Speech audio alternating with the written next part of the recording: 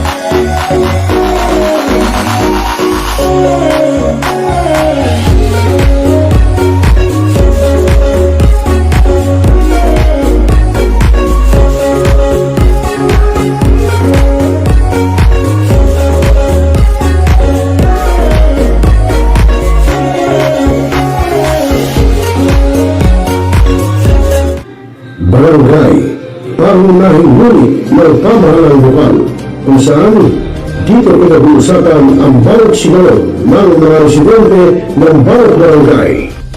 Dito rin pinag-uusapan ng mga piling hanggang na opisyal na barangay ang mga proyekto para sa kanilang barangay.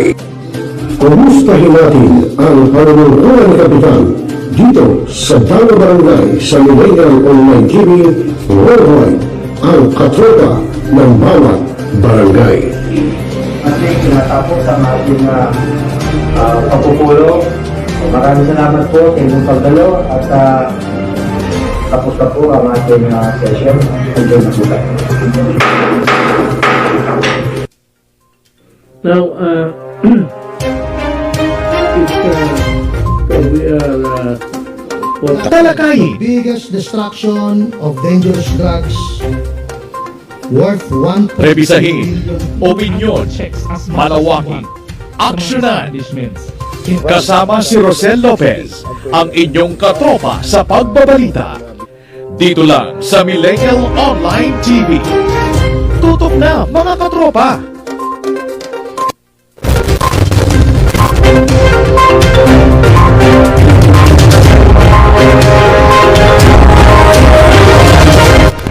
Oras 8:41 p.m. in the evening.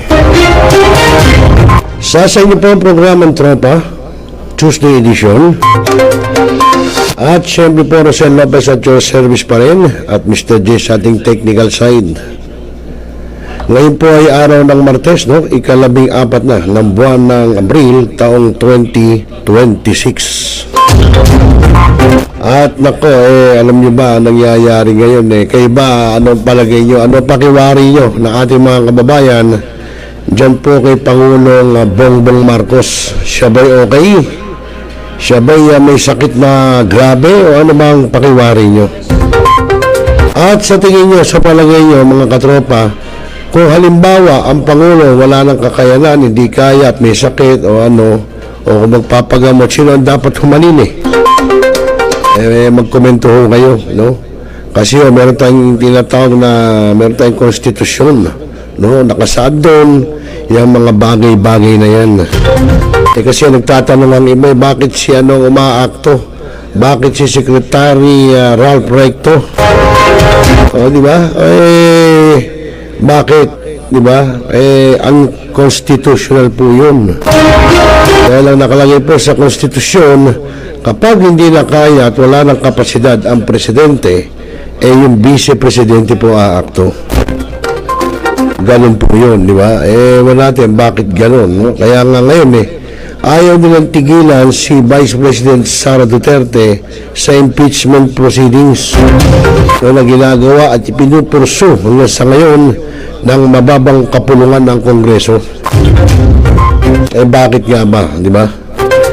Okay, so bago yung mga kaibigan, magandang gabi muna sa ating mga ka-GSAP, sa ating mga kasama sa Gun Safety Advocates of the Philippines. Palakpakan mo nga lahat sila, Mr. J. Ayan.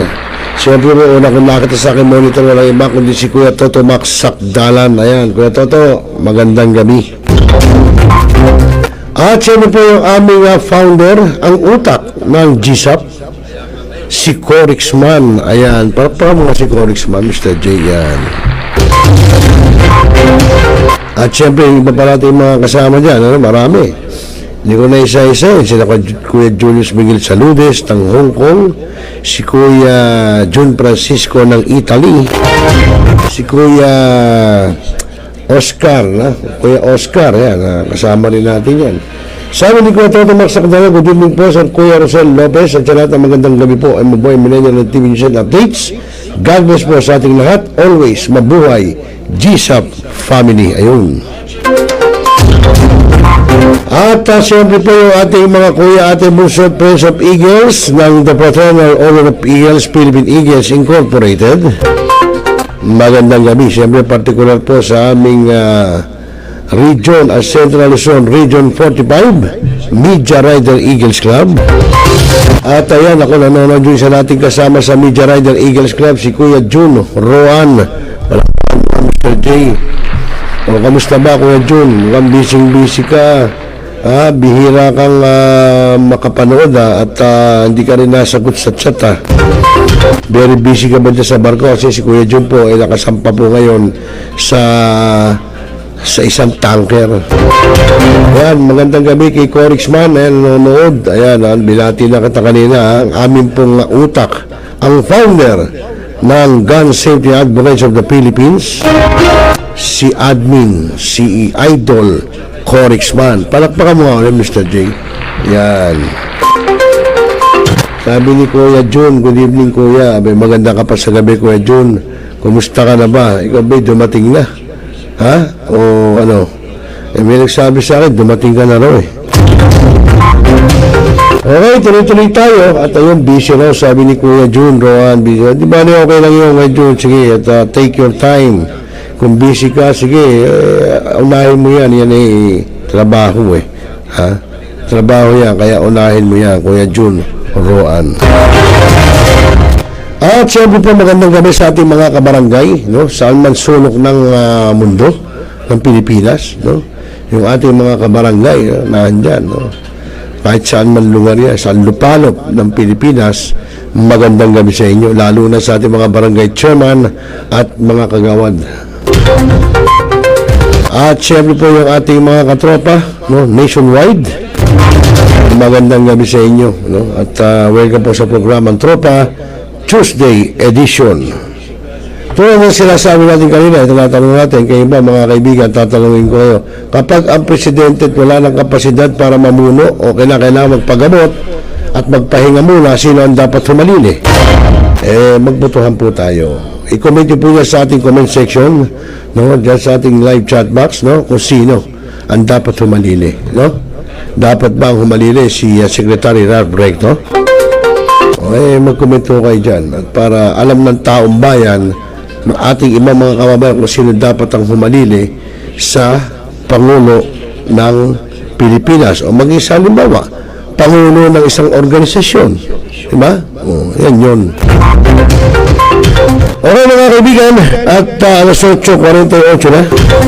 At ito po kanina po kasi nagkaroon po na isang media briefing o media press conference yan po sa National Press Club of the Philippines kung saan po nahandun po ang mga grupo ng Unified People's Initiative. Yan po ang chairman po pala niya na ito si General Pukis, no?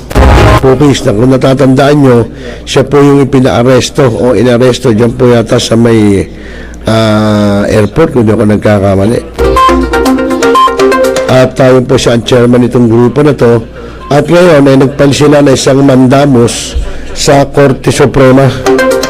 Kung saan po ay hindi ho kaso, kundi nagpal lang sila, no, ng mandamos na anuhin yung talagang kalagayan ng ating Pangulo na si PBBM.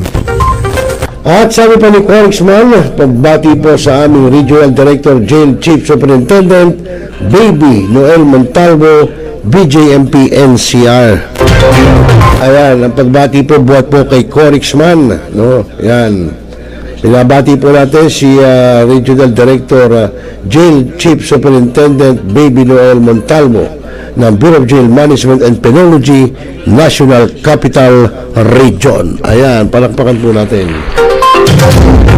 At sa yun, ngayon dyan na si Kuya Julius Miguel Saludes. At siyempre po, sabi po ni Congressman, welcome po sir sa GSAP Family, Grandmaster Florante Sarmiento Goyena. Parang kilala ko yan si Grandmaster Goyena. Alam ko, mahusay mag-firing yun Asintado. At maybe kay Kuya Roel Gabuya Andersen, good evening po sa inyo. Yan po ang ating mga kasama, ating mga katropa sa GSAP, sa Gun Safety Advocates of the Philippines. Lahat po yan mga simpatiko, siyempre sa pangunguna ng founder, no, na si Congressman, simpatiko di simpatiko rin ang mga opisyal at miyembro. Ayan, magandang gabi po, Carosel, sabi ni Roel Gabuya Andersen. Magandang ka pa sa gabi, Kuya Roel. Welcome sa programang Tropa. O pero botohan tayo mga double cuts Sino po ang dapat humalili sa presidente kung wala nang kakayahan mamuno o di na kailangan magpahinga muna dahil sa kanyang karamdaman? Ilagay niyo po dyan sa ating live chat box. At sabi pa ni Congressman, yes, sharpshooter yan sir. Sir Florante Sarmiento Goyena, pride ng BJMP. Ayun, siya pala ang pride ng BJMP. Sabi ni Kuya Julius Miguel Saludes, kung hindi mo sa nalaman, mabuha millennial online TV News and Updates. Shoutout po sa lahat ng kapatid sa GSAP watching from Hong Kong. Yan sinasabi natin sa inyo, kita nyo. Ang GSAP po ay nationwide, no? Hindi lang dito sa Pilipinas. May Hong Kong, may Italy, may Qatar, kung saan pa. Ayan, yan sinasabi ko. At si Cedric Soriano, yan nanonood, shoutout sa One Gun, ano yan? Cedric Soriano, shoutout daw sa One Gun Pilipinas. Shoutout daw sa One Gun Pilipinas. Ano ba yun? Samahan ba yun? One Gun Pilipinas na yung dati. Yung OGP. Ayun, si Cedric Soriano, yun. Si Ka Oscar Palaka, si Kuya Dave Stanislao, magandang gabi po, Kuya Pres. Nanonood sa atin si Oscar Palaka, ayan, watching from Marikina City. Ayun, tapos si Cedric Soriano po ay shoutout daw sa One Gun Pilipinas. Ayan, Okay, so mga kaibigan, tuloy-tuloy tayo. At sa oras na alas 8:52, tulayan po natin yung ginawang press conference kanina ng Unified People's Initiative, tungkol po sa bagay na yan at tungkol po sa ating Pangulo ng Pilipinas, si Pangulong Ferdinand Marcos Jr., kung saan nga po, meron pong nakakita, nag-viral sa Facebook, no? Nag-jogging, nagtatalon, merong mga nagsasabing basher na kasi siguro, hi, sabi, hi daw sa droga. Ibig sabihin, ano ba talaga lagay na kondisyon ng ating Pangulo? Sana raw okay at maayos, sabi ng grupo ng Unified People's Initiative. Okay, ito, pakinggan natin yung ginawang press conference, no? At kayo na rin ang humusga, magbigay ng inyong opinion. Narito po. Ipagpaumanhin po ninyo dahil yung ibang kasama natin is si Atty. Virgil Garcia, Atty. Mel Magdamo, yan ang ating mga legal counsel ng United People's Initiative. Nasa MRT sila. At alam naman natin yung battleground sa MRT ngayon. Talagang siksikan. Pero hahabol sila para lang hindi masayang yung time ninyo natin is pwede nating simulan ngayon. At simulan muna natin sa ating pambansang awit. Pagpaumanhin po ninyo dahil ang ating mandamos na na-file sa Supreme Court through Supreme Court e-portal ay ginawa lang natin last Friday. At talagang wala po itong preparation, makikita ninyo. At pasensya na sa short notice na binigay namin sa inyo. Dahil kailangan lang talagang maibahagi natin sa ating mga kababayan, sa taong bayan, ang kaganapan na nangyayari sa ating bansa. Bigyan ko lang po kayo ng maikling brief tungkol dito sa ating Pinel na mandamos. Pero bago ko gawin yan, pakilala ko muna sa inyo ang ating mga kasama rito sa panel natin. Si Brother Dato Benji Anong, ang ating UPI chairman sa Mindanao. At si General Romeo Purkis, ang ating chairman founding convener ng ating United People's Initiative. At si Colonel John Galang, ang ating internal affairs.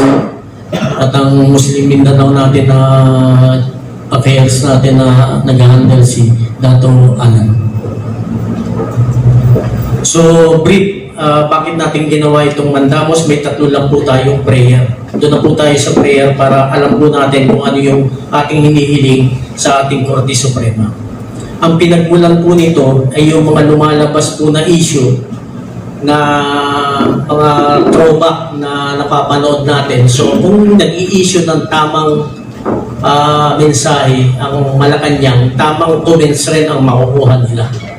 Kapag maling message ang kanilang pinalabas, common sense will dictate, maling comments rin ang makukuha nila. So, ganun lang po kasimple yan. At para matapos na po lahat ng haka-haka, gumawa na po, nag-initiate ang United People's Initiative through our legal counsel at through the approval ng ating founding chairman, General Romy Pupis, na mag-file ng manda po sa Supreme Court. Ang hinihiling natin, ang prayer natin, the petitioner respectfully pray for timely and expeditious issuance of a writ of mandamus compelling respondents to disclose the true state of the physical and mental health of the President pursuant to Section 12, Article 7 of the Constitution. Number 2, ordering the President to undergo and publicly disclose the result of a hair follicle drug test. Number 3, directing respondents to issue regular, accurate, and timely medical bulletins in the event of any condition that may affect his capacity to govern. And last, grant such just and equitable reliefs. So masaya tayo at ang Pangulo ay malakas. Masaya po tayo niyan na malakas siya at nakikita natin. Pero hindi po sapat iyon na malaman ng taong bayan. Ang gustong malaman ng karamihan para ulitin ko matigil na yung haka-haka, yung ma-disclose yung talagang kanyang state ng kalusugan. At magagaling po ito sa kanyang doktor. At pwede po ang Korte Suprema ang humiling sa kanila na ilabas na ito once and for all para matigil na lahat ng mga maling comments na nakikita rin ng administrasyon at na mali talaga na sabihin nila na yung nagpapakalat ng news ay taong bayan. So, nagiging reactive lang yung taong bayan kaya mali yung ibang comments kasi mali yung napanood nila. kung tama yung napanood nila, tama rin yung comments na makukuha nila. So, yun po ang purpose ng ating mandamos at it's about time na ang Pangulo talaga mag-subject na siya sa hair follicle test para matapos na lahat ng issue at haka-haka. Dahil napakasimple lang, kung ikaw ordinary driver, ordinary employee, bago makapasok sa trabaho, kailangan mag-undergo pa ng drug test So how much more ang isang presidente natin para matapos na ito. At marami pang issue. Bakit nagka-problema ang bansa natin ng malalim? Dahil nakikita naman natin, yung leader na inaasahan natin, talagang yung direksyon na tinatahak, nagtataka pa siya. Bakit raw ganito ang bansa natin? Napapanood nyo naman yan, nababasa ninyo. Ganyan ang kanyang delivery ng statement. Nagtataka siya, bakit nagkaganito ang bansa natin? Alam po natin na kahit anong organisasyon, maging ito ay pribado o pagpubliko, lagi po yung leader, hindi pwedeng mawala yung kamay, yung kanyang kaalaman doon sa nangyayari sa kanyang organisasyon. Common sense po ito. Presidente ka ng bansa. Billion ang intelligence fund mo. Tapos sasabihin mo sa taong bayan, hindi mo alam bakit nangyari ito. So common sense yan. Doon tayo nagtataka So para matapos na ang lahat, nag-file kami ng mandamo sa Supreme Court at sana yung wisdom ng Supreme Court is by deliver yung hinihingi ng taong bayan. Hindi po natin kahilingan yan. Uulitin ko po sa inyo. Ito pong pagpapile namin ay kahilingan ng karamihan ng ating mga kababayan. Kahilingan rin ito ng ibang active military para po malaman ninyo. Kahilingan nila. Hindi naman po pwedeng sila yung magsabi na Pangulo, magpa-drug follicle test ka. They will not do that, definitely. So, inaasahan nila na mag-subject na para matapos na rin kasi napakadelikado sa isang bansa na nakakaranas ng crisis ngayon na ang nagdi-decide hindi matibay ang kanyang stand sa pagprotekta ng ating soberenya at kung paano niya bubuhayin yung taong bayan sa kabila ng krisis na nararamdaman ng buong mundo. Presidente ka pwede mong i-veto kahit na anong batas na meron, pwede mong baguhin, pwede mong ibsan yung kahirapan ng ating mga kababayan at ng bansa natin. Napaka-critical. Sinasabi nga natin, sabi ng ibang nakausap natin ng mga estudyante kahapon from Pamantasan, Lyceum, mga kabataan, nagtatanong rin sila bakit ganito yung bansa natin? Kasalanan ba ng taong bayan? Sabi ko, hindi. Hindi, sir. Ay, binoto ng taong bayan sila. Sabi ko, mali. Hindi sila ibinoto ng taong bayan. Sila ay selected ng machine sa COMELEC. So, huwag niyo sisihin ang taong bayan. Walang safe sa eleksyon kahit sa 2028 hanggang ang proseso sa COMELEC, diabolical process sa COMELEC is ganyan. Walang safe kahit na Inday Sara, kahit sino pa, Lenny Robredo, walang safe hanggang yung process sa COMELEC is ganyan. Bayaran. So, hindi siya elected ng taong bayan. Huwag niyo sisihin ang sarili niyo. Huwag niyo natin sisihin sarili natin. Kung yung totoo lang na elected natin ang naupo, hindi tayo ganito. Mapa-local or national man yan. So doon po tayo nagmumula. Para matapos na ito, kailangan ng Pangulo magpakita siya ng lakas. Tumatakbo na siya Nakita natin Di ba kahapon tumatakbo, nag-jumping jack siya. So palagay ko, kaya na niyan tumakbo papunta sa drugs testing center. Colonel Dianggalang. Palagay ko, kaya niya na tumakbo So kaya niya ng patunayan na talagang hindi siya gumagamit ng droga at wala siyang sakit. Kaya niyang i-reveal ang tunay na kalagayan ng kanyang kalusugan. So ibibigay ko po yung ating mikropono sa ating founding chairman kay Major General Romeo Puquis para magbigay ng pahayag at kay Colonel Galang at sa ating dalawang chairman from Mindanao.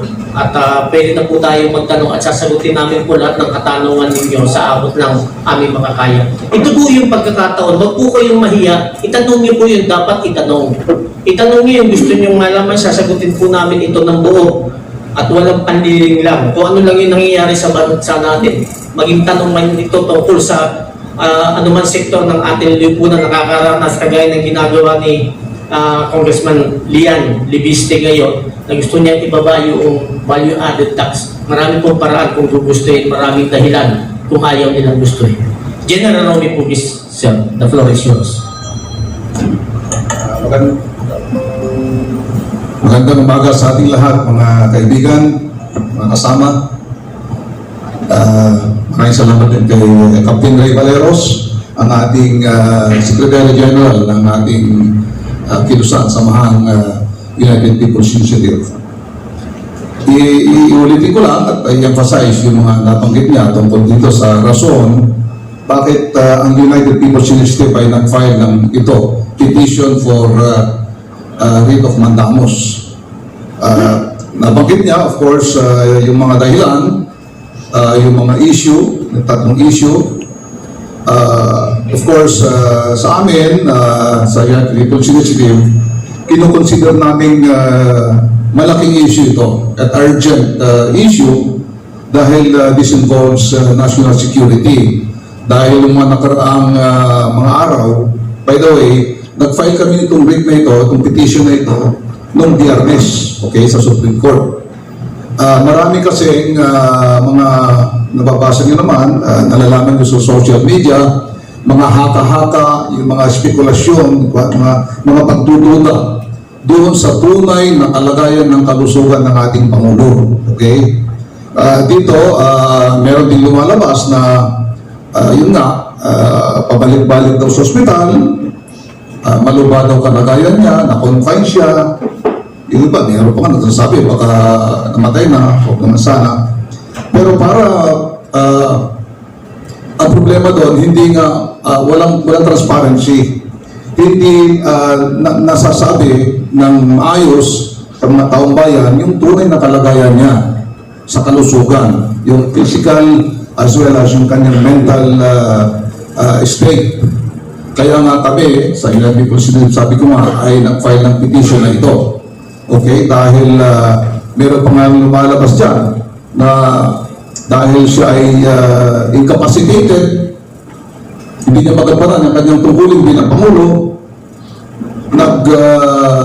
nag-appoint daw ng acting president na yung acting president na ngayon ay ang executive secretary, Secretary Ralph Recto. Sa aming pananaw, hindi po tama yun kung totoo man yun na in-appoint siya sa acting president. Dahil wala naman po sa konstitusyon yun eh. Wala po sa patasyon yung mag-appoint ng gano'n kasi meron tayong constitutional succession. Nakalagay po doon sa ating konstitusyon, di ba? Pagka incapacitated ng presidente o may sakit siya, dapat dinidisclose sa mga taong bayan yun. Nandun yun sa Article 7, Section 12 ng ating Constitution, nakasama dito sa ating petisyon, na responsibilidad ng ating pamahalaan na i-disclose o ilahat sa taong bayan yung tunay na state o kalagayan ng kalusugan ng ating Pangulo. Kaya precisely ito yung ginawa natin para once and for all, mawala yung mga haka-haka, wala yung mga spekulasyon, wala yung mga ano, kasi nga pagka totoo yun na siya ay merong incapacity at hindi nabibigyan ng tamang aksyon yung sinasabi ng ating konstitusyon, maraming mga vested interest groups na pwede mag-take take advantage. Diba? May acting president na executive secretary, yung mga iba pang grupo dyan na gustong mag-take over, it will cause instability. Hindi lamang instability, kundi maaaring source ito ng kaguluhan sa bansa natin na ayaw natin mangyari. Lalong-lalo na ngayon dahil meron tayong krisis. Okay? Yung United People's Initiative ay kasama dyan. Sumasama kami dyan sa mga kababayan natin galing pa ng Batangas. Nakikisama ang UPI dyan sa liwasan. Kaya nga dito ginanap itong press conference nito dahil kasama tayo dyan sa yung katabing natin, yung liwasan. Mga 2 minutes lang dito. So tayo ay nakikisa hindi lamang dito sa kahilingan ng ating mga taong bayan, mga kababayan, para dito sa true state of physical and mental condition ng ating presidente, kundi tayo rin ay nakikisa sa panawagan na ang pamahalaan dapat ay ibaba ang presyo ng langis. Kasi pagka hindi mo gawa presyo ng langis, hindi lamang langis na napakataas ang presyo, kundi pati lahat na ng mga produkto, lahat na ng mga bilihin ay mahal din, lalong-lalo na yung pagkain, mga serbisyo. Kasi kaya ito rin ang pinapanawagan namin na sana ang pamahalaan sa magitan ng ating Pangulo na sana ay maganda yung kanyang physical and mental health ay gampanan yung tungkulin. Again, na talagang dapat pababain. May krisis tayo pero may mga pamamaraan para may baba yung presyo ng ating mga langis at mga iba pang pagkain tulad ng pag-aabolis o pag-reduce ng excise tax sa VAT. Pagka ginawa yun ng Pangulo ng ating pamahalaan ay bababa yung presyo ng ating mga langis, mga pagbilihin, okay? So hindi lamang yun ang pwedeng gawin ng Pangulo o gobyerno.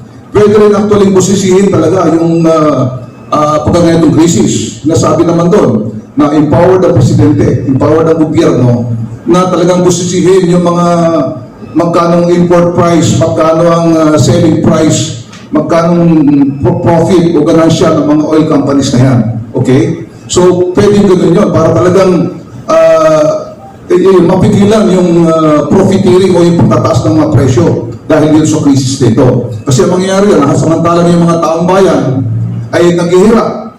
Yung mga iba, umiyak, lalo yung mga tsuper, na wala nang maiuwi sa kanilang pamilya. Meron namang iba dyan ay lalong yumayaman dahil dito sa krisis ng oil na ito. Kaya ito nga, nakikisa kami, hindi lamang dito sa call for the revelation of the state of physical and mental health ng ating Pangulo, kundi dito rin sa panawagan ng mga taong bayan para ibaba yung presyo ng ating langis at iba pa mga bilihin. State ng kalusugan ng isang leader, lahat ng desisyon na gagawin niya, maapektuhan talaga ang taong bayan at kasama itong crisis nating nararanasan. So bigyan po natin ng pagkakataon ang ating Internal External Affairs Chair ng United People's Initiative, Colonel Jonathan Galang. Thank you, Sir Ray. Magandang umaga po muli sa inyong lahat. Babalikan ko lang po para po dun sa kaalaman ng ating mga kasama niya dito at saka doon po sa mga nanonood sa inyo ngayon. Yung pong pinakatitulo ng ating petition for mandamus.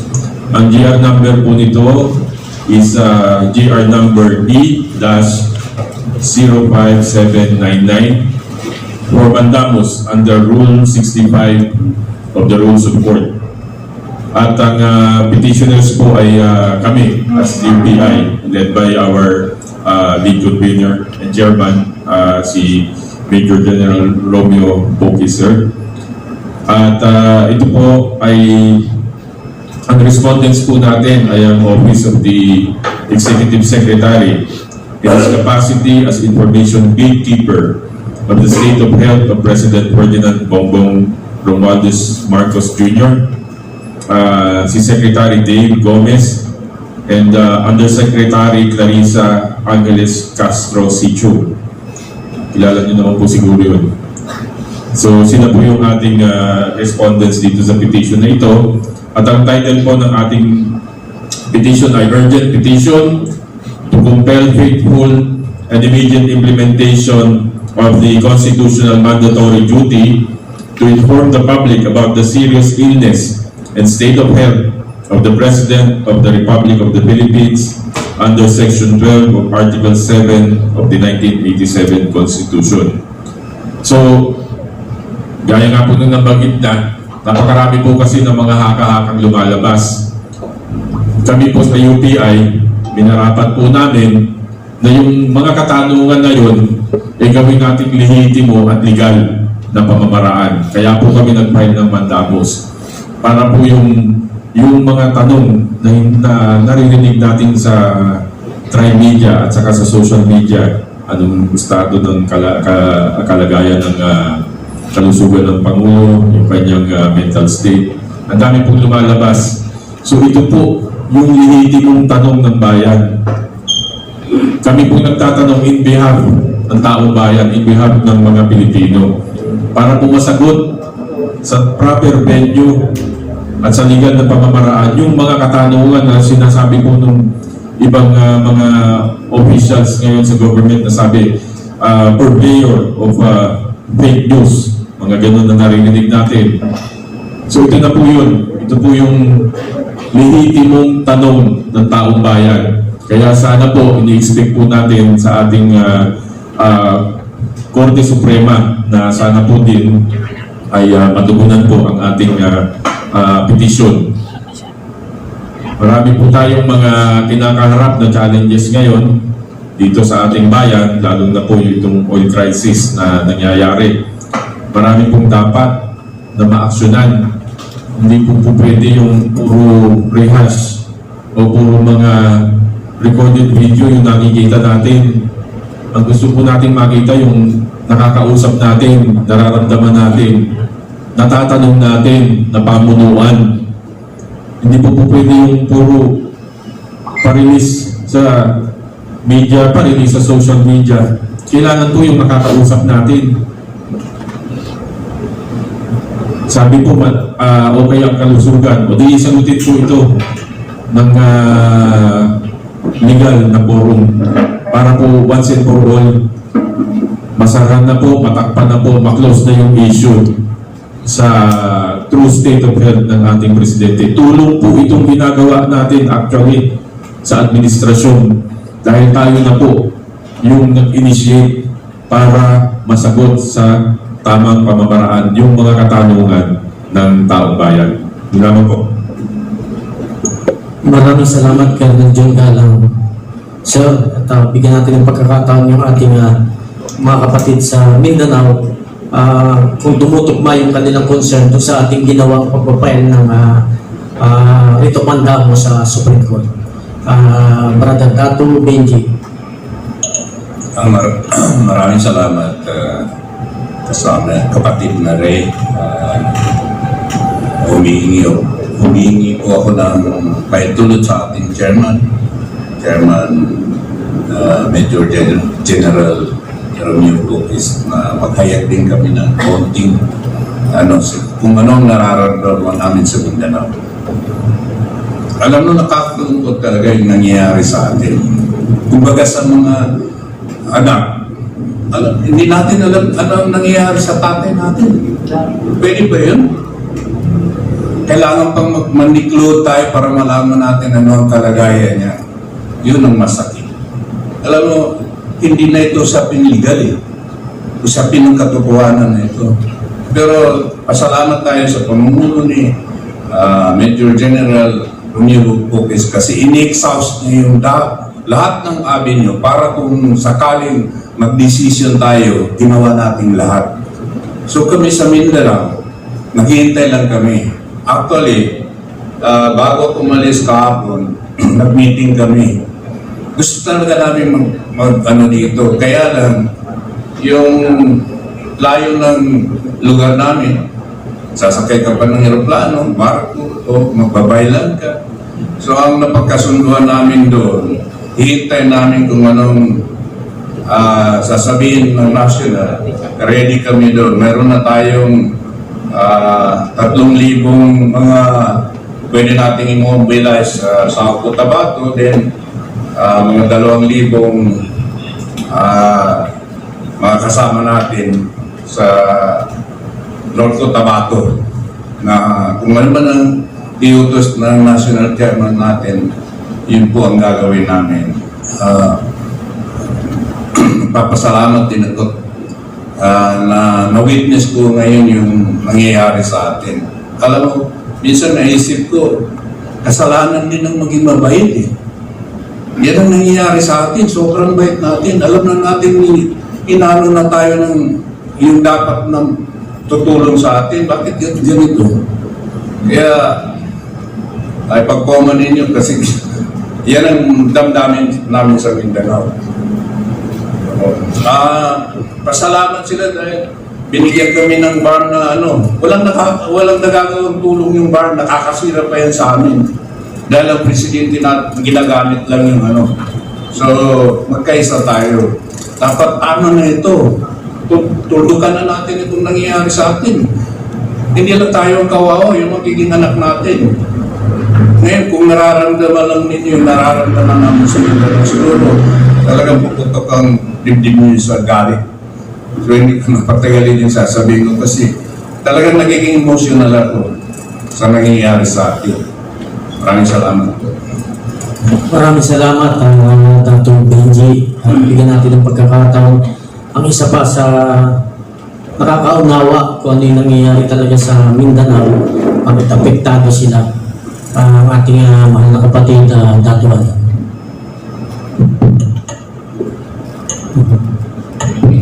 Magandang umaga po sa inyo lahat.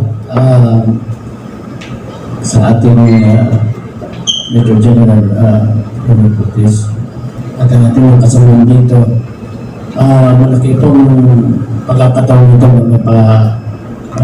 lahat namin, ang aming mga salubin bilang tinatawan ng Mindanao, UPI Mindanao. Katulad po na sinasabi ng aming chairman na si Dr. Benji, doon po sa amin sa Mindanao, hindi linitsin yung kaalaman ng mga kasaysayan namin doon sa Mindanao. So ngayon po, katulad ng aming panawagan sa administrasyon, sa kasalukuyang pamahalaan ngayon, na hindi naman kawalan sa kanila na may lahat ang katotohanan kung ano ba talaga ang kalusugan ng ating presidente. Para po mawala yung agam-agam na marami, lalo na ang taong bayan, na talagang malusog ang presidente, kaya pa niyang pangatawan ang sambayan ng Pilipinas. Maraming salamat po. Legal process ine-exert natin through the leadership ng ating mahal na founding chairman, Major General Romeo Putis. Lahat po ng hakbang ng UPI is naaayon sa legal process at ayun po yung panuntunan na aming sinusunod under ng UPI. Lagi po tayong non-partisan, niyayakap natin kahit anong political colors mo, basta naniniwala tayo sa pagbabago na gusto natin sa bansa natin.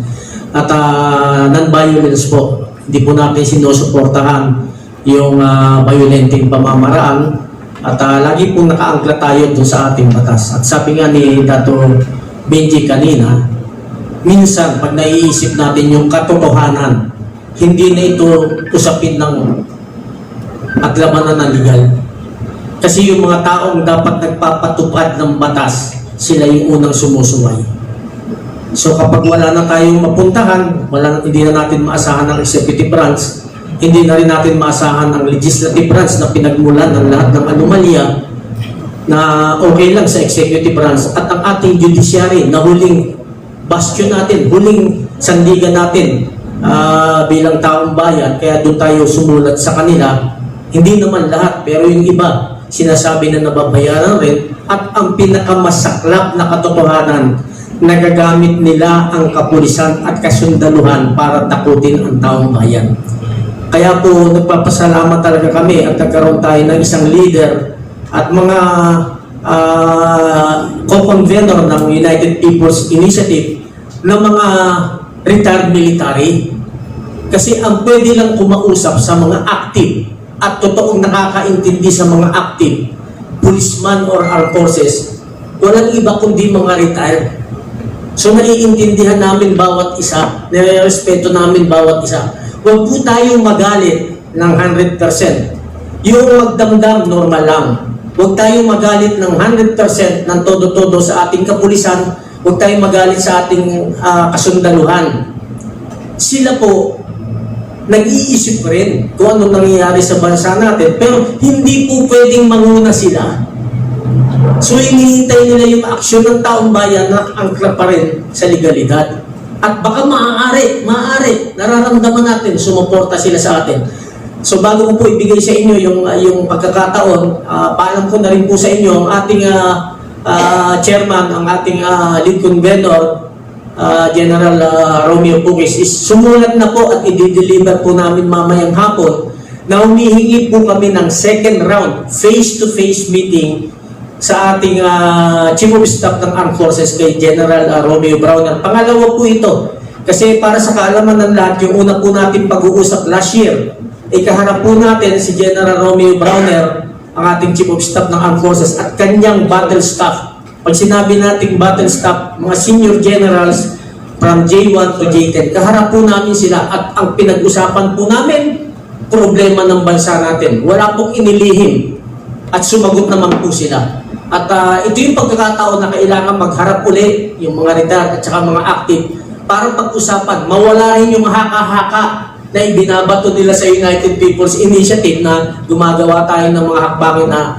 hindi naaayon sa batas. Gusto natin klaruhin ito, mananalo tayong lahat kung may open tayong pag-uusap, maging sa kabilang bakod at sa ating mga mamamayan, ipaparating natin yung gusto ng ating mamamayan doon sa mga namumuno. Lalo na sa pamunuan ng ating Philippine National Police at ng ating Armed Forces of the Philippines. Napaka-importante kasi nakikita naman natin, nagagamit sila sa maling pamamaraan ng mga politiko na may mga vested interest. So, pwede po nating simulan ng pagtatanong. May microphone po doon, pwede niyo pong ipasa na lang. Pakilala po muna kayo bago po yung inyong katanungan.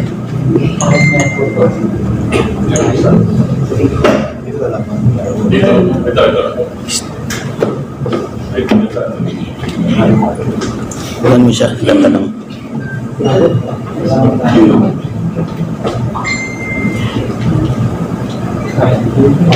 Dito sa inyo, yung isa dito sa kapila para hindi na kayo magawin ito. Ang question ko po ay Chet Gatchalian from Billionaire News Channel. Ang question ko po is, kasi di ba sinasabi na the burden of proof lies on the accuser. So, ano na po ba yung nakikita ninyo ng mga visible signs na masasabi ninyo na, okay, he's not feeling well? Or are we just relying sa sinasabi sa mga comments na, ay lang to, na ganito lang to, kahapon po, di ba, nakita nyo naman na tumakbo-takbo. So, is there a proof or kahit po observation na lang ninyo, baka nagbago yung visual presentation ng presidente, kaya kayo nag-profile kayo ng formal namus. Kasi di ba, the burden of proof lies on the accuser. Second po, ano po yung move na maaari namin asahan sa inyo after this? Confirm ba na pupunta po ba sa Supreme Court? Thank you po. Una, simplihan natin yung kasagutan para nasa same page tayo lahat. Unang-una po, tayo ay masaya na malakas ang Pangulo. Malinaw po yan. Ngayon sa sinasabi natin na ano yung proof natin na masasabi natin na wala siya sa kanyang peak na kalusugan.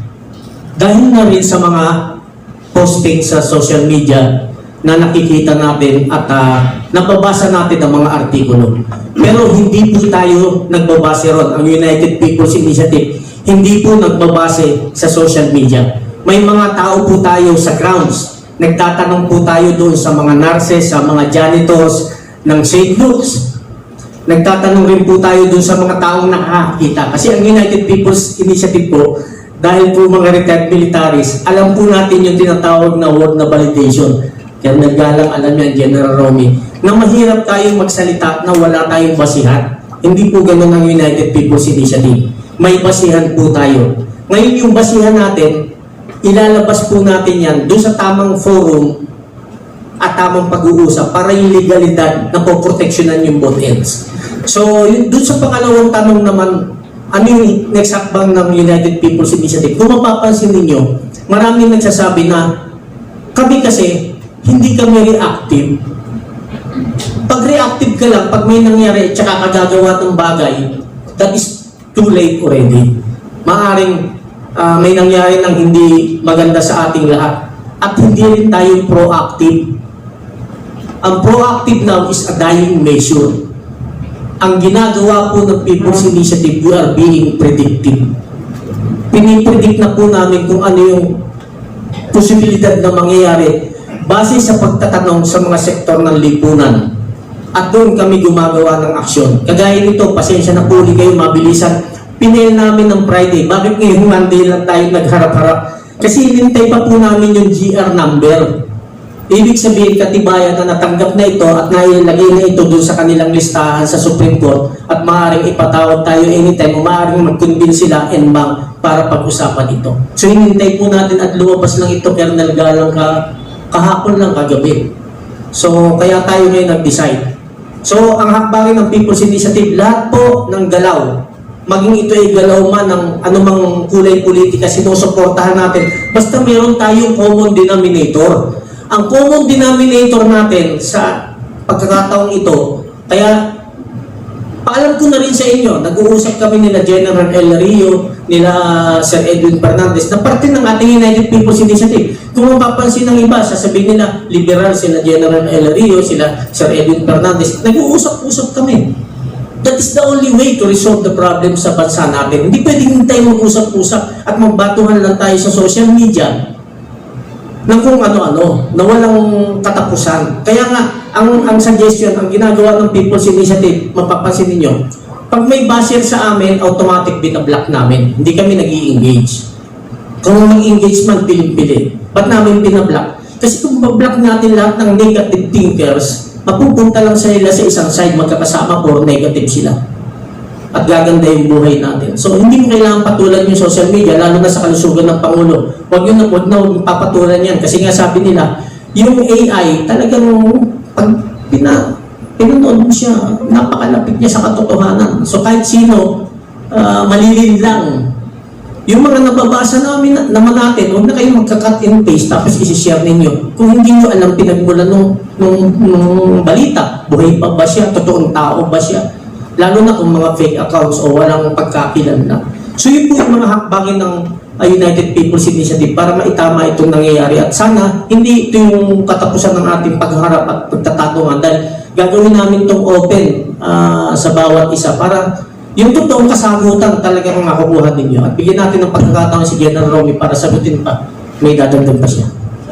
Okay, bilang isang organisasyon, ang United People's Initiative ay hindi direktahang inakusahan ang Pangulo na may sakit.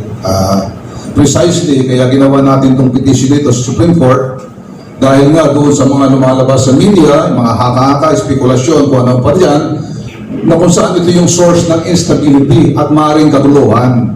Kaya ito, nag-file na tayo ng petition para i-compel ng Supreme Court base sa ating batas ng Constitution kung ano yung tunay o real state of physical and mental health ng ating Pangulo. Yun ang objective dyan ng United People's Initiative. Okay? Kaya kung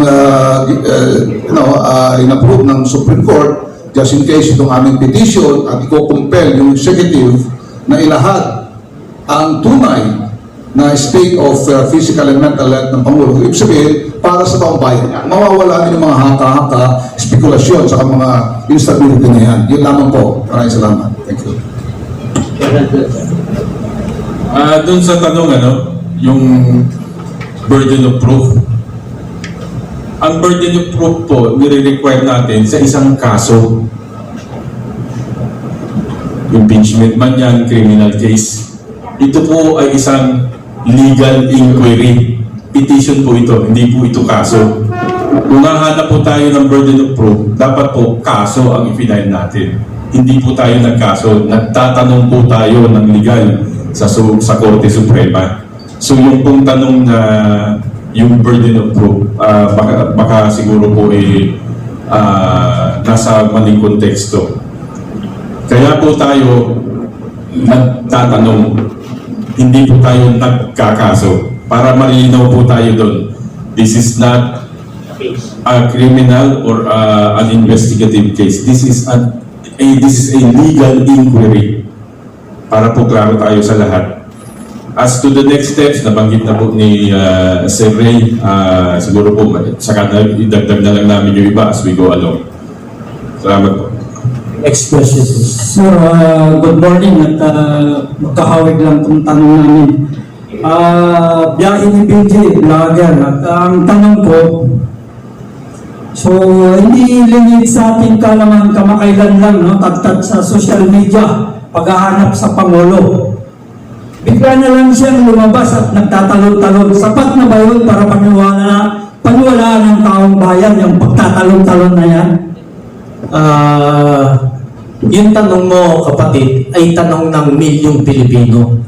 Ilang araw siya, kung aming natatandaan,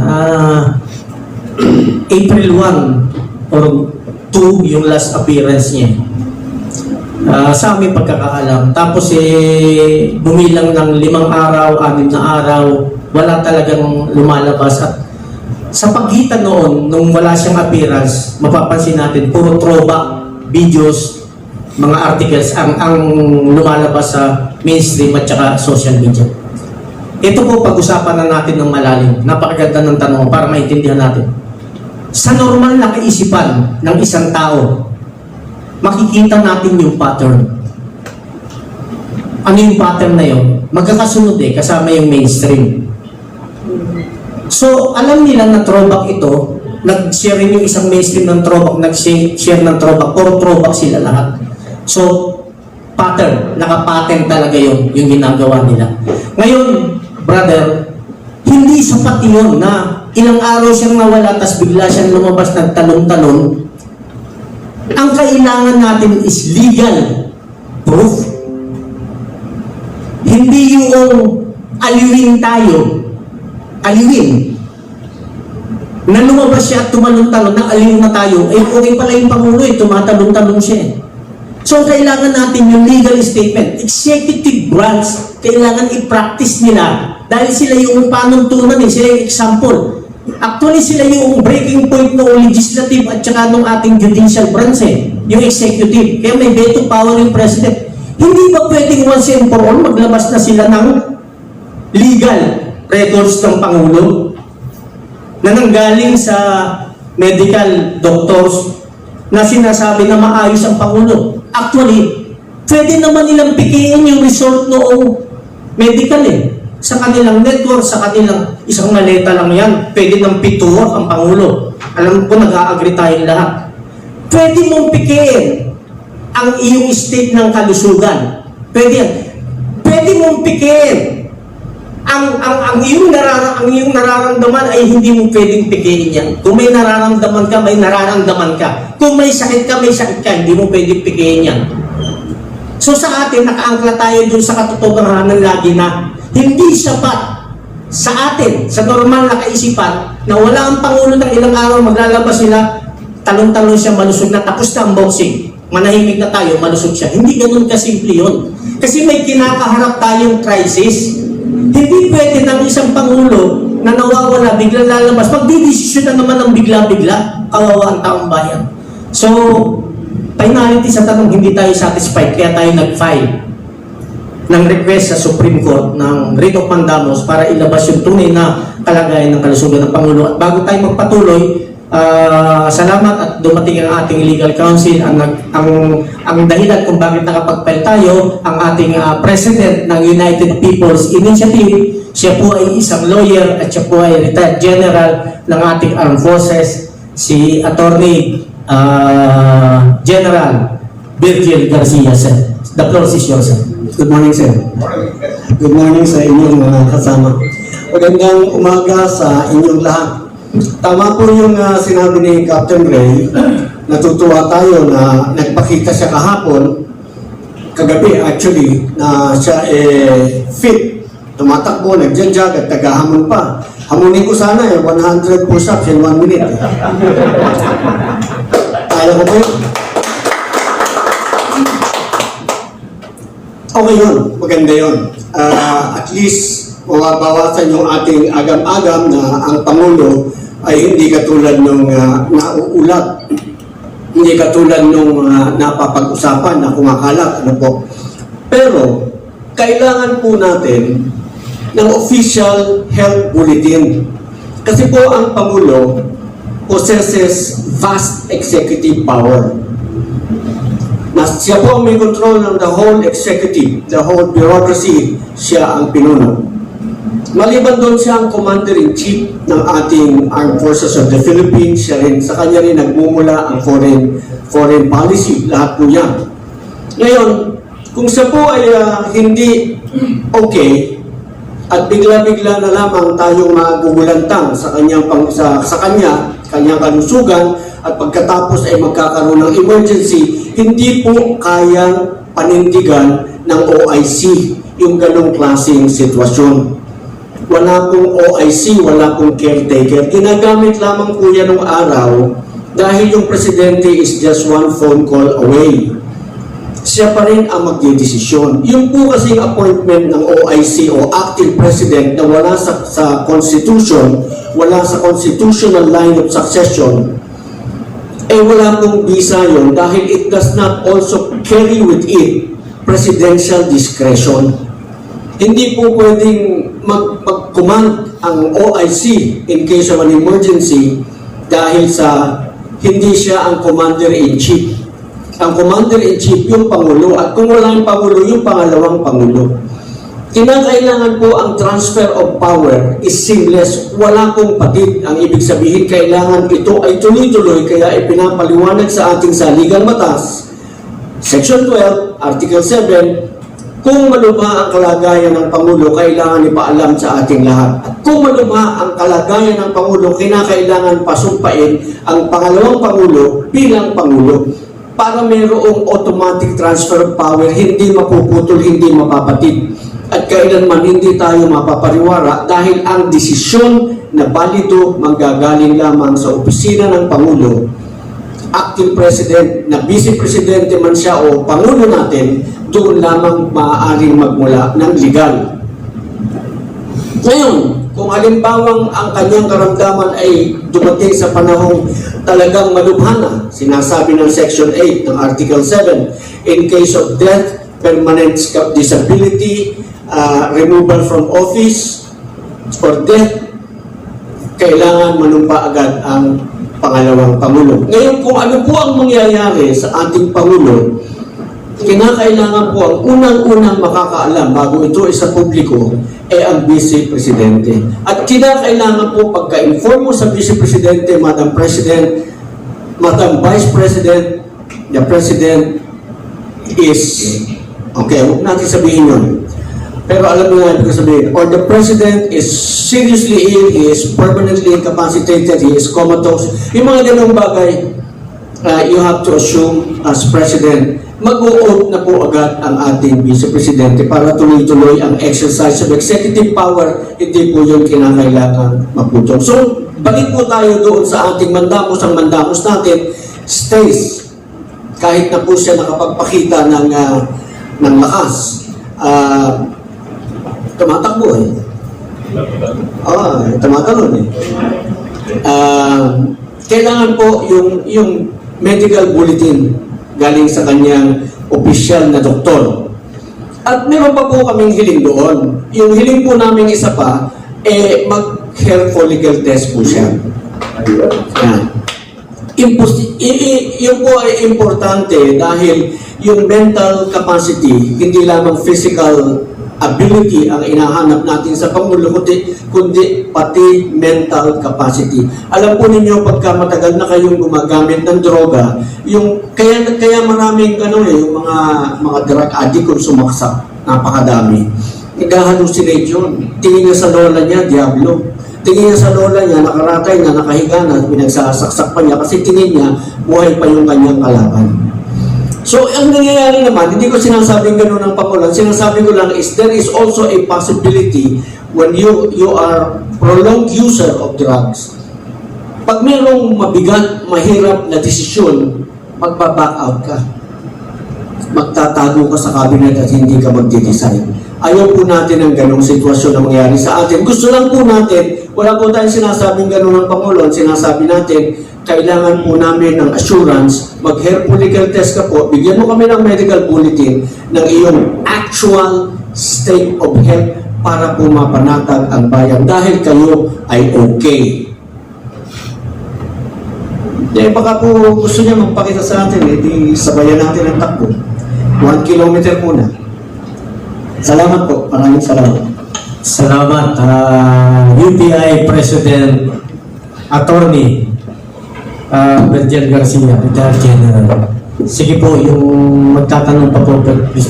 Sir, dagdag ko lang, muli po ang stand po ng UPI, ano ko na in behalf of our Chairman General Romy Pokis, we stand for constitutional succession.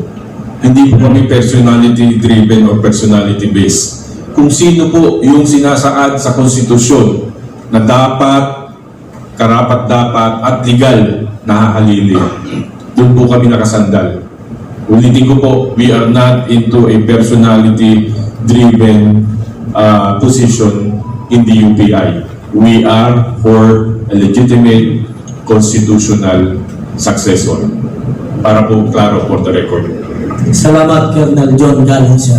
Sir, yung ganitong pangyayari at nakikita natin sa social media yung ganun din, yung executive secretary yung nangunguna sa mga pulong-pulong nila. So, di ba pwedeng makikialam yung Supreme Court na mag-obliga? Ito ang emergency, sir.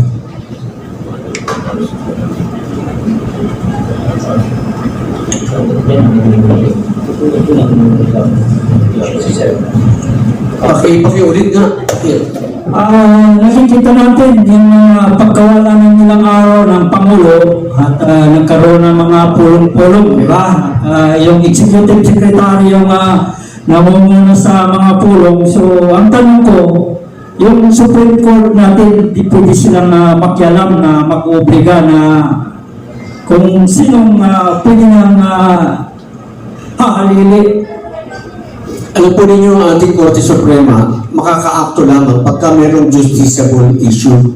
Pagka mayroong reklamo at nakita nila na ito ay kinakailangang aksyonan, kinakailangang desisyonan, saka lamang sila makikialam. Ang Executive Secretary po natin ay head ng mga cabinet secretaries kasi siya yung Executive Secretary. Ano po, kumbaga sa ordinaryo, sa kumpanya po, sa kumpanya siya yung Chief Operating Officer. Siya po ang nagpapatakbo para sa Pangulo. Para yung Pangulo ay makakonsentrate doon sa mga mas mabibigat na nagampanin ng Pangulo.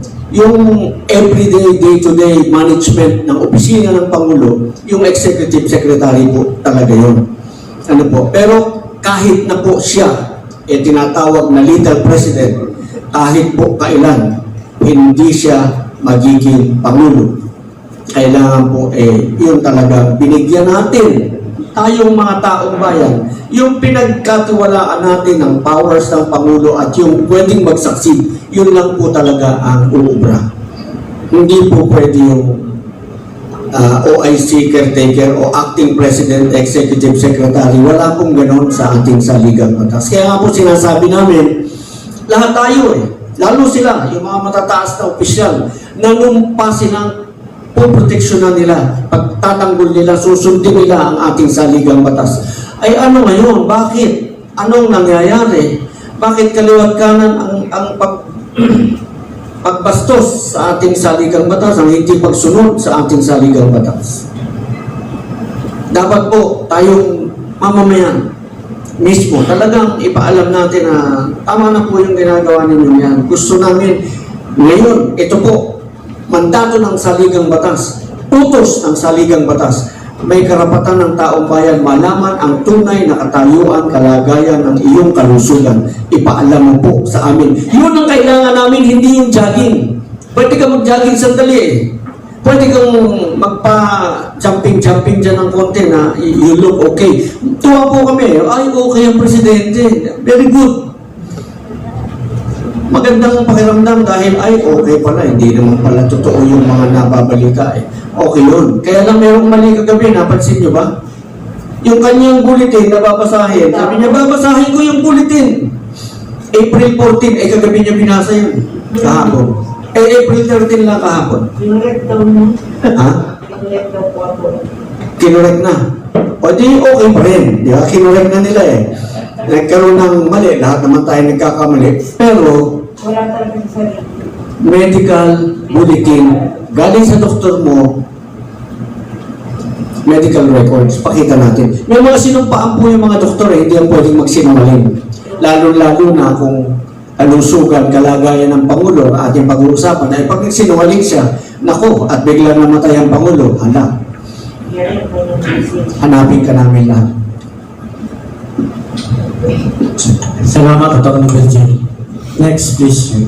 Good morning po. Pwede ko bang other topic kahit isa naman? Sige. Kahit ang UPI is open kami kahit anong topic na pag-usapan dahil lahat dyan nakapaloob rito Komplemento po from UTV. Meron po ngayon parang proposal na to postpone the BSKE and the funding for that purpose will be used sa energy emergency daw, parang postpone muna ang barangay election dahil yung pondo ay gagamitin sa ongoing crisis. Ano pong posisyon ng UPI dito? Bago natin ibigay kay Atty. Virgil, may pananaw lang tayo dyan. Kung ikaw ang Pangulo, kailangan nag-list ka ng prioridad. May priority list ka. Tapos kung ano yung dapat na action na gawin mo, base doon sa prioridad mo. Ngayon, tama ka na pwedeng i-postpone yan. Maraming pwedeng gawin ng Pangulo na i-postpone. May election tayo ng barangay itong darating na October, September sa barn. Pwedeng i-postpone lahat yan at yung budget, pwede natin gamitin sa ibang bagay. Pwede po yan. Yan ay karapatan ng Pangulo at nakalagay sa kanya yan, katungkulan niyang gawin yan na mag-set siya ng priorities. So ibigay natin para mas malalim nating maintindihan kay Atty. Virgil. Yung pong halalan, pagka tayo mayroong halalan, ano po? Yung halalan ay kontrata sa taong bayan na ako ay maninilbihan sa iyo sa loob ng 3 taon bilang iyong kinatawan. Okay. So yung mga iboboto po doon sa loob ng 3 taon na yun, yung kontrata nyo sa tao, 3 taon. Para po yan i-extend, kinakailangan ng batas. Kung yan na ay i-extend. Kaya po yung nakaraan, in-extend nila dahil nung unang extension nila, presidential order yata yun or something. Yung nakaraan barangay election tayo, naging 3 years ulit dahil sinabi ng Korte Suprema unconstitutional. Ano po? So, tama po kayo, marami tayong kailangan paglagyan ng pera para makatulong sa taong bayan. Dapat po yan, pati yan, bantayan natin. Ano po? Bantayan natin dahil mina-mindset na po tayo na ang presyo ng gasolina, ang presyo ng fuel, hindi na bababa sa 100. Unang-una po, meron tayong, ang yabang nila, merong buffer na 2 months, merong buffer na 4 months. Wala, kakagera lang, kakabomba lang, kinabukasan, sibad agad yung presyo. Hindi po ba nagkakaroon na tayo, parang meron na tayong kultura ng pananamantala. Ano po? At tuloy-tuloy po yan, hindi na sila nahihiya sa taong bayan. Talagang every time they have an opportunity to rob us, they will rob us. Wala akong tinutukoy kahit sino. In general, ano po, walang ano. Parang ganun po ang itsura ngayon. Ano po, para malinaw. Baka ako'y mapailan ng inciting to seduction dito. Sige po. Sunod po. Dadagdag ko lang doon,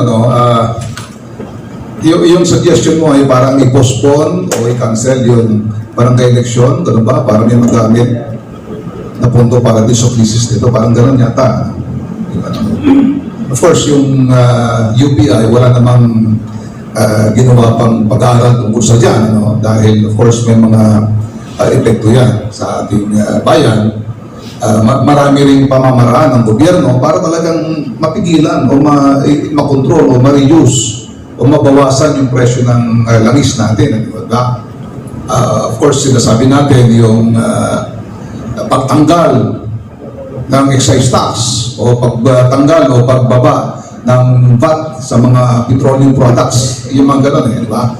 Pwede rin talagang busisiin ng gobyerno yung actual na acquisition cost, yung mga selling price ng mga oil companies. Kasi pagkatay ng crisis, nakalagay naman sa ating batas na pwedeng talagang makontrol ng gobyerno yung mga presyo na yan. Kung kinakailangan pa nga, pwede pa nga ma-empower yung presidente pagka-crisis talaga in cases of national emergency na i-take over temporarily ng gobyerno yung mga oil companies na yan Mga ganon So, yung mga ganon, immediate action na pwede gawin ng Pangulo ng gobyerno in times of national emergency, okay? Pero dito sa amin sa UPI, hindi lamang yun, sinasabi ko, hanggang last year pa nga ito sinasabi natin dahil dito sa matinding korupsyon na ito, di ba? Na hindi lang daang bilyon ang ninakaw kundi trilyon pa nga di ba? Dapat kung talagang krisis tayo ngayon, dapat bilisin nila, panagutin, ipasuli, bawiin yung mga ninakaw na yan ng gobyerno para mayroong pangtustos dito sa pagtaas ng presyo ng langis. Ganun lang. So dapat ipakita nila na very decisive, bawiin, ipasuli. yung mga ninakaw na yan, di ba? Panagutin yung mga nagnakaw at nandarambong sa kaban ng bayan. Yun lang, thank you. Idugtong ko lang ron para samantalahin na natin yung pagkakataon para maintindihan yung lahat. Paano tayo niloloko doon sa petroleum? Ilan sa sinabi ni General Romy. Noong una, yung iba karamihan sa ating kabataan, baka hindi pa kayo pinapanganak, ang pinakamalalaking petroleum na barko sa buong mundo, pag-aari ng Pilipinas, under ng ating PNOC, Philippine National Oil Company. Ang pangalan ng mga barko na ito na tinatawag natin very large crude carrier. Mga pangalan nila, Gat Bonifacio, Gat Jose Rizal, marami yan. Kaya kami noon, pag napupunta sa ibang bansa, very proud tayo na tinuturo natin sa Pilipinas yan, Philippine National Oil Company. Ano pong trabaho nitong PNOC? Sila po yung taga-angkat ng raw product at finished product sa Persian Gulf. So, sa gobyerno yun, subsidized ng gobyerno. So, sila ang carrier, ang gumagastos gobyerno. So, pagdating dito sa atin, mura. Kasi bakit? Yung transportation cost, sinagot ng gobyerno. So, pagdating dito, mura. So, fast forward natin. Kung ako importer, kukuha ko. Ito actual estimated figure para alam nyo na kung saan nagkakadayaan. Pag kumuha, may tinatawag tayong dalawang bagay. Yung pre-on-board. Ibig sabihin, kukuha ako doon sa Persian Gulf, sarili kong barko, ako magbabayad lahat ng gastos. Ang tawag po nila doon, FOB. Pre-on-board yan. Babayaran. Ibig sabihin, kung ano yung presyo ng pagkakabili ko doon, kung magkano yung kalakaran ng presyo ron. Sa ngayon, approximate, sa presyo na para madali natin maintindihan, around 60 pesos. Around 60 pesos per liter kung diesel yan. O maaaring mas mababa pa, depende sa volume na o-orderin mo. Kung 60 million yan, baka ibaba ng 55. So galing doon sa binili ko, sa akin yung barko, gagastos ako ng fuel papunta sa Pilipinas. So pag gumastos ako ng fuel, idadagdag ko yung sa cost sa 60 pesos. So kung gumastos ako halimbawa ng 15 pesos per liter dun sa pag-transport, dagdag ka na naman 75 pesos na yun. Pagdating rito, excise tax, input tax, value-added tax, lahat na more or less 14 to 16 pesos. So 75 plus 15, 19. Eh bakit 150 ngayon yung presyo? Ngayon, CIF naman tayo, ibig sabihin, sa kanila yung barko, doon sa may-ari ng refinery, i-deliver mo sa Pilipinas. CIF, ano yun? Cost, insurance, freight, included na lahat. I-deliver na nila rito. So sa ngayon, yun rin ang lumalabas around 90 pesos eh. So bakit naging 150? Ba't tayo nilang ibaba? Ngayon, kung isa-subsidize ng gobyerno ang transport, gagastusan nila ang transport, matatanggal, delivery pa rin dito ng pinakamahal na ng diesel natin, 60 pesos. So yun po siya. Kagdagan lang. Dugtungan ko po, no? Kanina po kasi, habang papunta rito, nakikinig ako sa balita, ini-interview po si former DOE Secretary Alcusi. At doon po sa kanyang interview, nilahad niya na po na yung time niya, yung department order na nilabas nila, na nire-require itong mga oil companies to unbundle yung cost, yung cost ng pag-import natin ng refined petroleum products. Lumabas na po pala yung decision ng Supreme Court dahil kinontra po ito ng mga oil companies at oligarchs. At ito po ay nagkaroon ng lull na dinesisyonan lang po pala, lumabas ang desisyon last year, 2025. At ina-uphold po yun ng Supreme Court, yung department order na yun ng DOE na ordering itong mga oil companies to unbundle yung cost ng importation o yung total package tungkol sa petroleum products. Tanong, binigyan po ng karapatan, bakit hindi pa po natin yan naririnig sa DOE? Although binabanggit po during the hearing binabanggit ng current secretary ng DOE. Pero ang tanong, ini-implement ba? Pangalawa, ginrant na po ng ating Kongreso yung sinasabi natin emergency powers sa Pangulo at meron na po siyang kapangyarihan para tanggalin yung excise tax at saka yung VAT. Bakit po yung excise tax at VAT lang ng kerosene ang tinanggal at ang rason daw is cost-benefit analysis. Doon daw binase. Mas marami raw Pilipino na gumagamit ng kerosene. Gusto ko pong itanong baka pwede po yung mga opisyal natin na nagbigay ng idea na to sa presidente natin, sa Pangulo, lagyan natin ng kerosene yung mga sasakyan nila, tignan natin yung tatakbo. Bakit doon nyo po tinitignan sa ang napakabigat po na pumapasan dito, yung transport sector, diesel, tignan nyo po ang presyo. 150 dito. Sa ibang lugar po, pag pumunta kayo sa probinsya, mas mataas. Tapos at tatanggalan mo ng taxes yung kerosene. Parang hindi yata balanse, parang hindi naman fair. Kasi nakita naman po natin sa sitwasyon po dito, binabasehan kasi natin yung maps sa Singapore Ang maps po kasi parang stock market yan parang bulungan yan So kung paano nila i-manipulate yung costing niya, madali nilang i-manipulate kasi wala namang wala namang reference. Kung baka kwentuhan lang ng mga nag-ooperate ng maps doon sa Singapore yung costing yan Kaya po nagagalit sila ngayon dahil nakikita na po natin kung magkano lang dapat talaga kumpara po sa mga katabi nating bansa ngayon dito sa Southeast Asia. Tingnan niyo po, pinakamahal tayo. Bakit? Considering na ito pong ibang bansa na ito, ito po hindi po ito democratic countries. Ang Vietnam ba? Democratic? Pero bakit naibababa nila? Kaya nilang ibaba.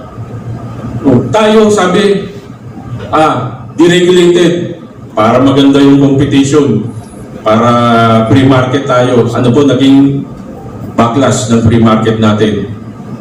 Nagkampi-kampi. Ano na po tawag natin ngayon? Cartel. Nag-usap-usap, nagkutsabahan. Kaya ito po yung sitwasyon natin ngayon. Teka lang, itadagdag ko lang doon sa sinabi ni Colonel Dalang at ako ay dating direktor ng PNOC, Philippine National Oil Company. Mahabang usapan to ito lang nangis na ito dahil lalong-lalo ngayon dahil sa crisis. Pero masasabi ko lang, merong magagawa ang gobyerno, Pangulo, para talagang mapababa yung presyo na yan. Dahil lalo ngayon dahil may crisis. May crisis na, umiiyak yung mga driver, umiiyak yung mga taong bayan sa taas presyo, lalangis sa kayong bilihin. Pero marami naman dyan namantala, lalong yumaman dahil may crisis sa langis. Okay? Ang isang napakalaking paglapastangan dito sa ating bansa, sa mga taong bayan ay yung tinatawag nating oil deregulation law, kung saan yung pag-aari ng taong bayan na National Oil Company na sinasabi ni Captain Ray ay pinasa sa mga pribadong sektor na kung saan ang justification supposed to be, sinasabi ni Colonel John, ay para may competition, mapapaba yung presyo. Hindi nangyari yun dahil nag-usap-usap lang sila, nakokontrol nila ang presyo, yung gobyerno walang magawa, manood lang. Ganun nangyari doon.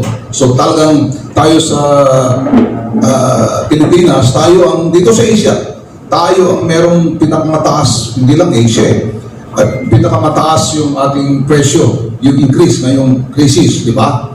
Dahil again, sinasabi ng gobyerno, 60 days stock level o inventory, 6 days inventory ang ating langis sa Pilipinas.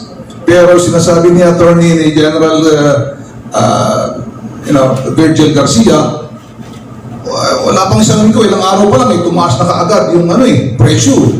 Ibig sabihin, presyo binili na ng 40 pesos, ilang araw pa lang binenta nila ng 100 pesos. Parang ganun, kumita na kaagad sila doon. Ngayon, pagka bumaba naman ng presyo, hindi nila binababa ang presyo. Antayin mo na ng ilang buwan, daan-daang ibinababa. Yun ang mga ganyan, mga kalokohan sa mga negosyo ng langis dito sa ating bansa. Thank you. Thank you. Sir Ray, isa na lang ang bago yung tanong.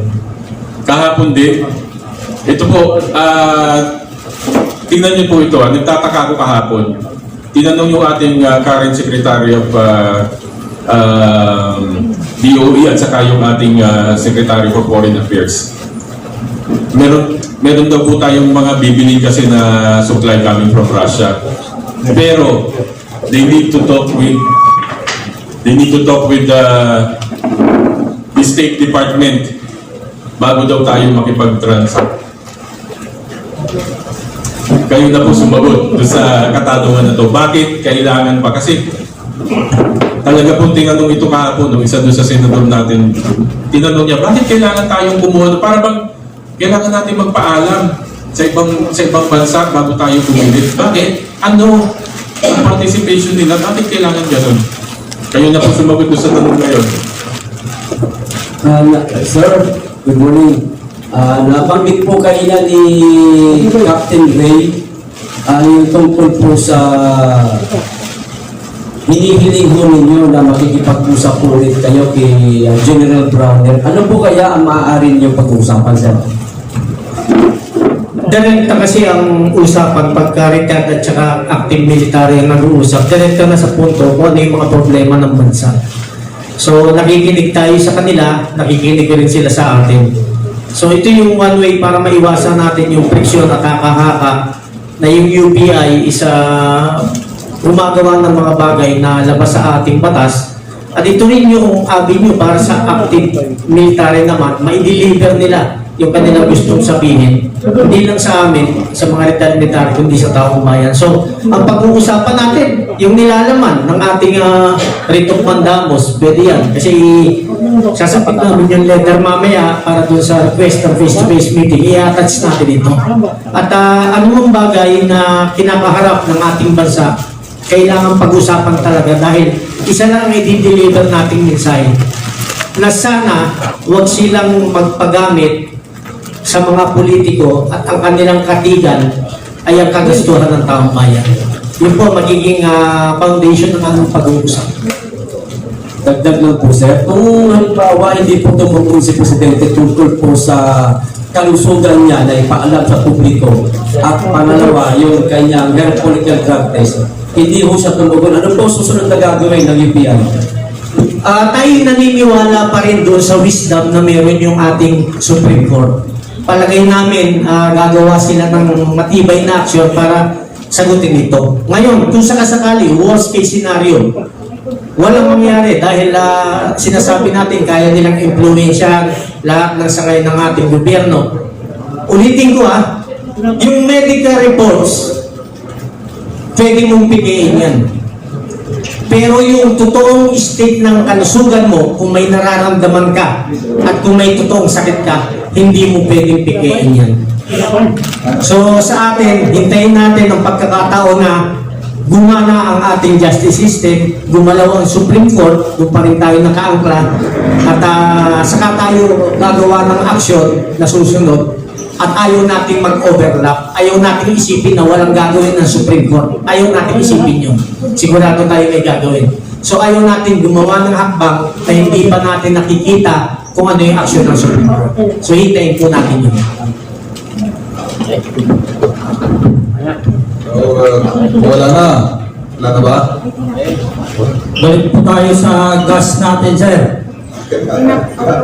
So, isang taon pa lang ata, umupo si President. So, parang napapanood ko na yung natural gas natin sa Ligawasan, Mars.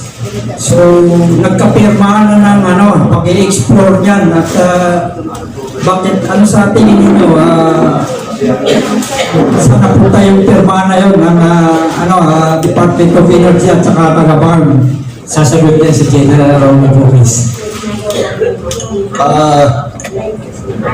Diyan sa area na yan, merong service contract na tawag Ang alam kong merong kontrata ng gobyerno, yung SK Ligwasan Oil and Gas Corporation sa gobyerno. Merong kontrata dyan na i-develop yung service contract 72 dyan sa Sultan Kudarat. Hindi pa kasama yung Ligwasan Marshall dyan sa may Maguindanao. Yun yata ang susunod na ginagawa nila. Hindi lamang sa national government, kundi doon sa farm mismo. Kasi under farm yun eh. So, warn na ang namamahala doon. Ang alam ko, may mga kausap na sila dyan, mga developers o mga explorers o yung mga oil and gas companies sa ibang bansa para i-develop yun. Pero ngayong existing na yun, ilang taon na ba? 4 na taon na o 5 taon na. Alam ko, minsan nagpunta ako doon, meron nang silang clear na lumalabas na may proof na merong natural gas kasi may sunog na eh. Pero as to the commercial quantity, hindi pa confirm yun kung commercial quantity pa talaga yun. So, ongoing pa, ang alam ko, yung kanilang continuous drilling to determine the commerciality of the entire deposits, parang gano'n. So, hindi pa talaga. Ewan ko kung ilang taon pa yan bago mapatunayan na talagang mayroong commercial quantity doon. Yun lang. Thank you.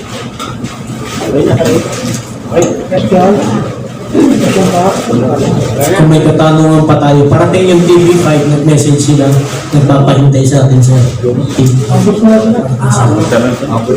baka may mga katanungan pa.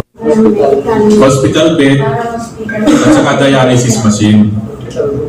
Parang hospital room na set up sa loob ng Malacanang. So, ayaw po natin maulit yung mga ganung bagay. Sa Amerika, ginawa na rin nila po yun. Panahon po ng gera, World War II, si President Franklin Roosevelt, tinago po nung kanyang asawa si Eleanor, tinago po sa mga American populace yung true state of health ni President Roosevelt. 6 na buwan ho yun, hindi lumalabas. Wala pa naman ang social media nun eh. So naitatago nila. Hindi alam ng mga taong bayan, si President Franklin Roosevelt pala, incapacitated na. Nalaman na lang ng mga tao na nung namatay si President Roosevelt. So ayaw po natin ng mga ganung senaryo, yung mga ganung pangyayari. Ayaw na po natin maulit yun. Kaya po tayo, sabi nga natin, yung sinabi po kanina ni Dr. Benji, this is beyond sa legal eh. Ang pinag-uusapan po kasi dito is moral and yung truth. Maging makatotohanan po tayo. Sagutin po natin at ilabas po natin kung ano yung katotohanan. Sir, tanong lang po kay General Buntis. Sa isang interview po, nabanggit niyo po doon na ang problema ng bayan ng ating bansa ay hindi ang taong bayan, kundi ang gobyerno mismo.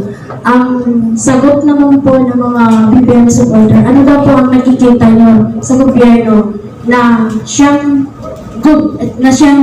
problema mismo? Kasi napakaganda naman daw po yung kanyang ginagawa ngayon sa ating bansa. Okay, totoo yun. Nabanggit ko yun sa isang interview. Interview ba o sa Facebook post? Inaakusan kasi yung UPI na kami daw gumagawa ng mga bagay-bagay na dinidestabilize yung gobyerno. Yun yung konteksto nun eh. Kaya sinagot ko yun. Sabi ko, hindi UPI, hindi taong bayan ang nagdi-destabilize ng gobyerno, kundi yung gobyerno mismo dahil dito sa matinding korupsyon na ito na pinapayagan, na lalong lumala, na hindi accountability, hindi pinapanagot yung mga nagnakaw sa gobyerno. Kaya doon nag-destabilize yung gobyerno. Yun lamang po, yun ang aking konteksto na aking sinabi doon.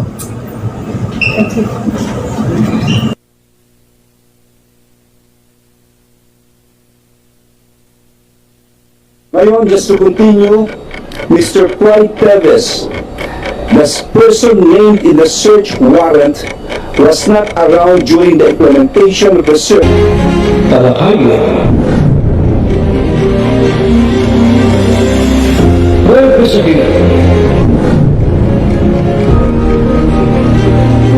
Opinion.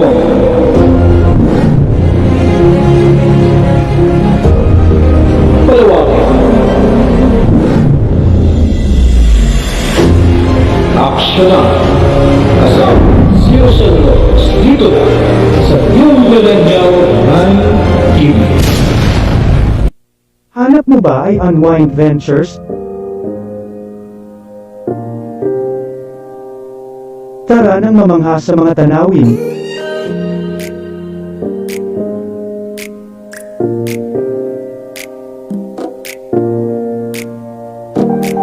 Ano ba ng iyong travel goals?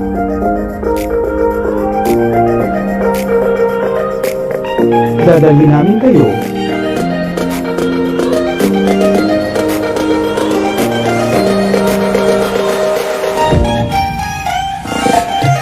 Sa Unwind Ventures at saya.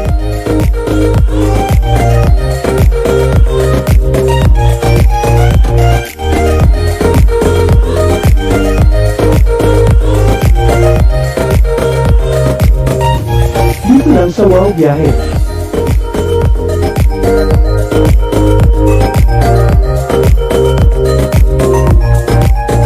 Kaya wow, di ba? Abangan dito lang sa Millennial Online TV.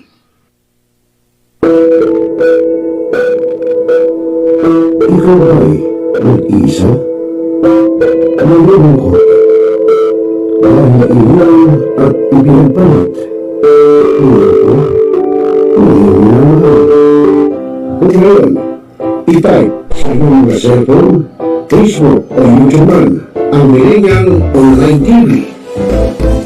Hoy, nasa Millennial Online TV na ang online analista ng bagong milenyo, si Rami Villanos. Sana'y di magmahil dati kung alam ang tipong bata sa piling ni nanay. Nais kong mauli ang awit ni ng mahal. You are the one who makes me happy when everything else turns to gray. Walk on through the rain. Walk on through the rain. Though your dreams be tossed and walk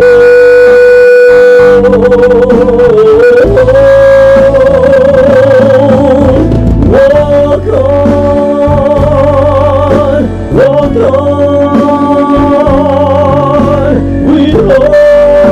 hope in your heart. At haharamahin ko ang hanggang ng iba't ibang awitin para maibsan ang inyong inip at kalungkutan kahit nasaan man kayo. Magbabasa ka pa ba ng dyaryo? O nakikinig ka pa ba ng radyo? Kung ngayon, lahat yan ay mapapakinggan nyo na sa inyong mga cellphone. Dahil online na tayo, mga kamilenyo, kaya manood, makinig, dito sa Millennial Online TV. Rider, sumalpok sa Kaya poste ng i-follow, like, subscribe, at i-share na, mga katropa. Ilaigting, pinalakas, ang bagong news online TV ng bagong milenyo. Millennial Online TV, ang katropa mo sa pagbabalita.